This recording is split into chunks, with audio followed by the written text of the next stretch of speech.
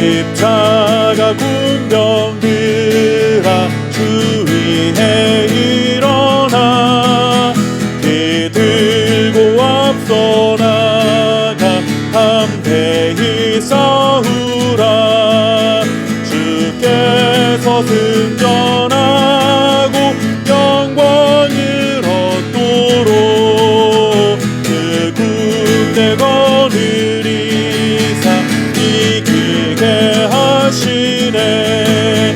십자가 군병들아 주 위에 일어나 그 나팔 소리 듣고 꼭 나가 싸우라.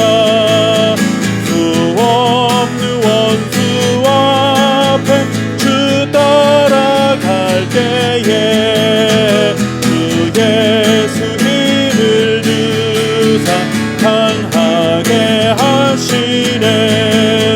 십자가 군병들아 주 위에 일어나 내 힘이 부족하니 그 권능 믿으라. 복음의 갑주 입고 늘 기도하면서 너 맡은 자리에서 충성을 다하라.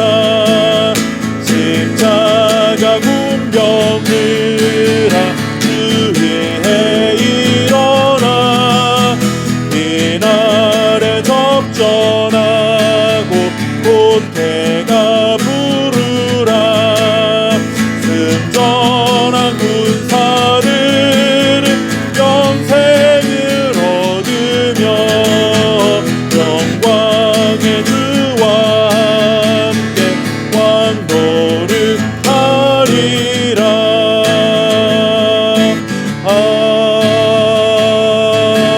아멘.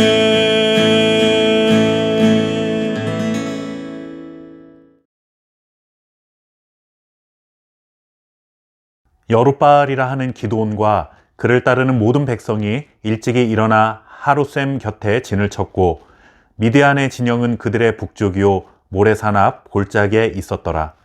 여호와께서 기드온에게 이르시되 너를 따르는 백성이 너무 많은즉 내가 그들의 손에 미디안 사람을 넘겨주지 아니하리니 이는 이스라엘이 나를 거슬러 스스로 자랑하기를 내 손이 나를 구원하였다 할까 함이니라. 아멘. 우크라이나에서 최근에 벌어지고 있는 전쟁을 보면서 여러 생각을 해보게 됩니다. 충분한 국력을 갖추지 못한 약소국의 입장이 안쓰럽기도 하고 자국의 이익이나 개인적인 욕심을 채우기 위해 사람으로서는 해서는 안 될 일도 서슴지 않는 인간의 잔인함도 생각해 보게 됩니다. 또 그런 속에서도 나라를 지키겠다는 마음 때문에 생명이 위험할 수도 있다는 것을 알면서도 귀국을 해서 무기를 들고 전쟁에 나서는 사람도 있고 여성임에도 불구하고 조금이라도 힘을 보태기 위해 전쟁에 지원하기도 하는 모습을 보면서 과연 나도 그렇게 할 수 있을까 하는 생각도 해보게 됩니다. 바라기는 한시라도 빨리 평화적인 협상이 이루어져서 더 이상의 피해가 나오지 않기를 기도하고 있습니다. 전쟁에서 승리하기 위해서는 여러 가지 요소가 필요하겠지만 상대편보다 전쟁에 참여할 수 있는 인원이 많으면 많을수록 유리하고 무기의 성능이 상대방의 무기보다 우월하면 우월할수록 유리한 것이 일반적입니다. 그러나 앞서 말씀드렸던 우크라이나와 러시아와의 싸움을 보면 그것이 절대적인 것은 아니라는 생각을 하게 되죠. 병력의 숫자나 전쟁에 사용할 무기의 성능 등을 생각해 보면 사실 우크라이나는 러시아의 적수가 되지 못한 것이 사실입니다. 그럼에도 불구하고 예상외로 러시아가 고전하고 있다는 소식이 계속해서 들려오고 있습니다.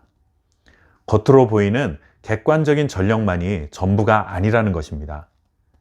오늘 우리는 사사기의 말씀 속에서도 이와 같은 모습을 발견할 수 있습니다. 드디어 기드온은 32,000명의 군대를 이끌고 미디안과의 전쟁에 출전하게 됩니다. 그런데 상대방의 숫자는 사사기 8장에 기록된 것을 보면 무려 13만 5천 명이나 됩니다. 거의 4대 1이 넘는 정말 말도 안 되는 싸움을 하게 된 것이죠. 아무리 하나님의 약속을 믿고 나간 싸움이지만 기드온이나 그 함께한 그 이스라엘 백성들의 입장에서는 두려움이 몰려올 수밖에 없었습니다.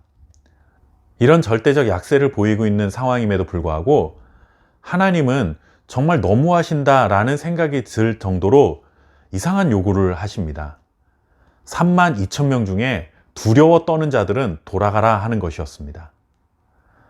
아니, 한 명이 아쉬운 이때에 여러분들 두려워한다고 돌려보내는 것은 말이 안 되는 일 아니겠습니까? 그런데 이 요구를 듣고 22,000명이 집으로 돌아가고 10,000명만이 전쟁터에 남게 됩니다.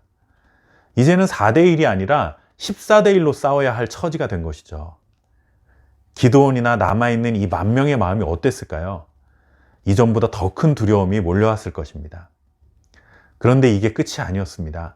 하나님은 여기에 한술 더 뜹니다. 이제 모두 물가로 내려가서 물을 먹는 태도를 보고 손으로 움켜 입에 대고 물을 핥아먹는 자만 남기고 무릎을 꿇고 물을 마신 자는 다 돌려보내라고 명령하십니다.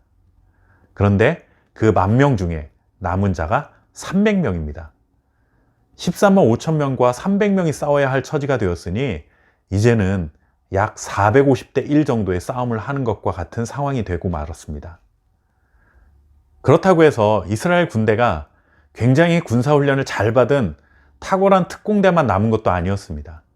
이 마지막으로 남게 된 300명이 유난히도 싸움을 잘하는 타고난 싸움꾼들도 아니었습니다.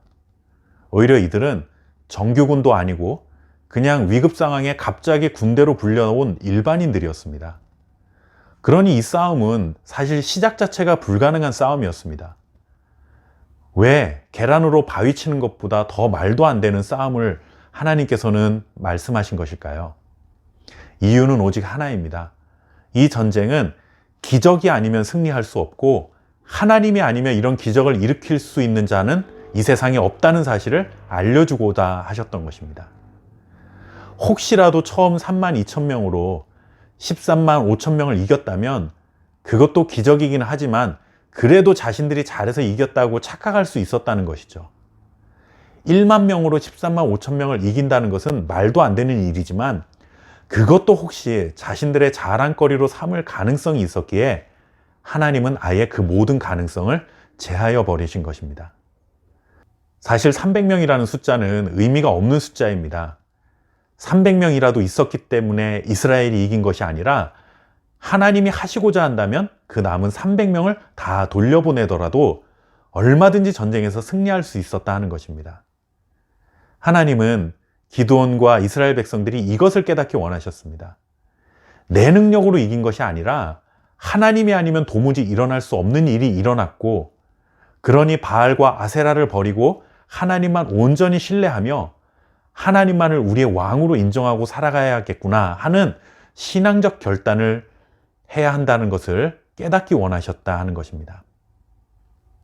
기드온과 이스라엘 백성들은 이런 하나님의 계획과 하나님의 마음을 전쟁에서 승리한 뒤에야 비로소 깨닫게 되었을 것입니다. 그 전까지는 그들도 믿음을 가지고 있기는 하지만 그래도 두려움 속에서 전쟁에 나갈 수밖에 없었을 것입니다. 이것이 우리의 삶입니다. 우리는 모든 일에 하나님의 뜻과 계획을 다 알고 하나님의 마음을 다 이해해서 모든 두려움이 사라진 뒤에 순간순간을 살아가는 것이 아닙니다. 300명을 이끌고 13만 5천 명과 싸워야 하는 두려움 속에서 하루하루를 살아가는 것입니다. 그러나 그 두려움의 시간이 지나고 나면 기적과 같은 일을 행하시는 하나님을 만나게 하시고 결국 의지할 분은 오직 하나님 한 분밖에 없다는 사실을 깨닫게 하시는 것입니다. 지금 이 순간에도 우리가 다 이해하지 못할 일들을 통해서 하나님의 살아계심과 전능하심을 증명해 가실 것이라는 믿음을 가지고 살아가는 저와 여러분 될 수 있기를 바랍니다. 감사합니다.